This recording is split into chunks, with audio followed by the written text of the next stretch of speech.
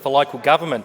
What mechanisms and avenues are available to the residents of Pascoe Vale, Coburg and Brunswick West that ensure Merri-bek City Councillors are doing their job and making decisions in the best interests of our local community?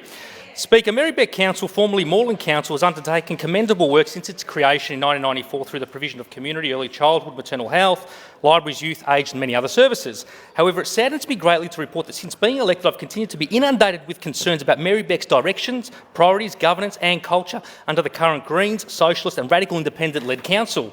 In airing these grievances, however, I want to make it clear that these issues rest squarely on the shoulders of the elected mayor and councillors, not the hard-working council staff. As outlined in Section 9 of the Victorian Local Government Act of 2020, the role of council is to provide good governance in its municipality, district for the benefit and wellbeing of local community.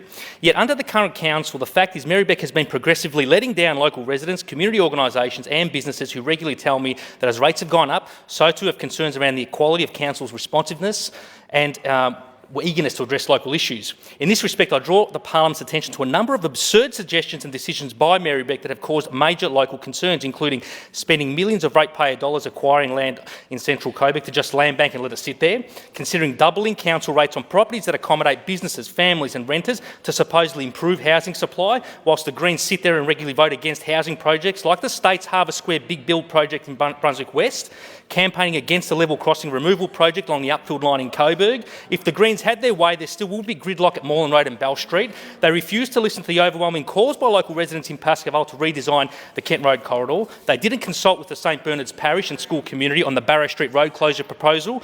In an absurd motion recently, a councillor sought to cut ties with Victoria Police whilst explicitly, get this, calling on police protection for their buildings and meetings.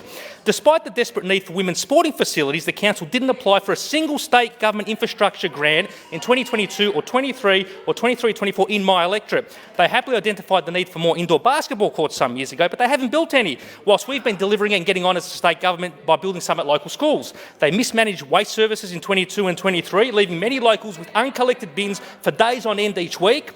They regularly failed to rectify many local neighbourhood issues, including the landslide that occurred at the corner of Reynard Street and Mitchell Parade in September 22, and the landslide at the Greenbank Crescent in April of 23, both of which were yet to be rectified, with council's latest advice suggesting they'll be repaired in 6 to 12 months' time. That's around 2 years after the original incidents occurred. How is that good governance? Speaker, residents have told me they expect council to be focused on bringing people together to address these and many other local issues before council seeks to engage in issues of international, national and indeed state significance.